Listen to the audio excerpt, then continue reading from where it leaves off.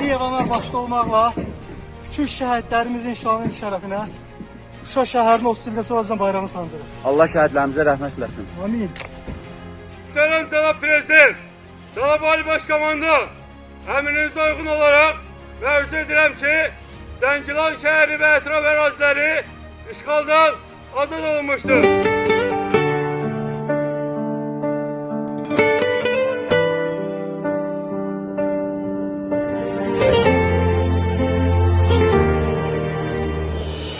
İgidlər fəxrimizdir, şəhidlər əzizimiz. Onların məkanıdır, əbədili qəlbimiz.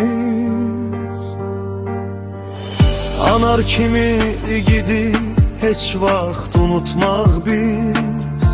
Vətən üçün, xalq üçün canından keçdi anar.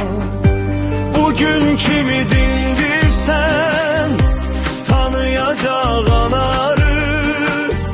Silahlanıb doymadı, elde qala kənarı.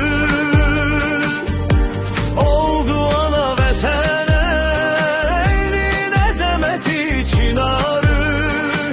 Dillərdə bir ad oldu, qəlblərə yazıldı ana.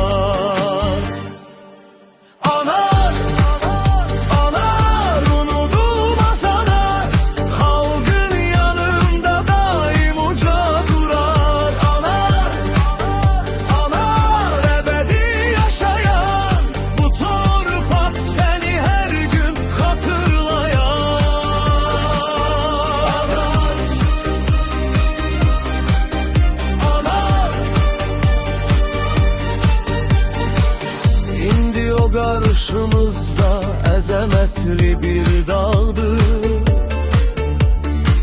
Xalqımızın yanında həmişə üzü ağdır. Şəhidlər unudulmaz, onlar həmişə sağdır.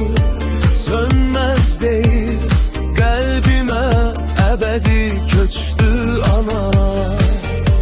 Bugün kimi dindirsən, tanıyacaq anarı. Silahlanıb qoymadı, elde qala kənarı.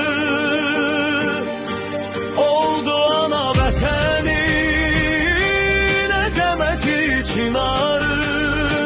Dillərdə bir ad oldu, qəlblərə yazıldı ana.